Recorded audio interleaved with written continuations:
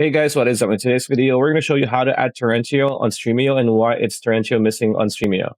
We're looking for a quick guide on how to add Torrentio on Stremio. Stay tuned because this video is for you.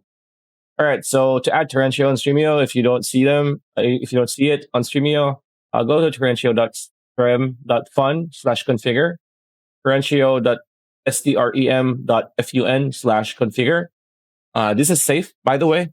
This is very safe. And just choose your provider where you're at, sort by seeders, priority, language, exclude qualities and resolutions, max results per quality, and the grid provider. And then after you've filled in what you want, just click on install, and you'll be able to add Torrentio on Stremio. And yeah, that's pretty much it. That's a video. Hope you liked it. Like, comment, share, subscribe, ring that bell icon. We'll see you on the next one.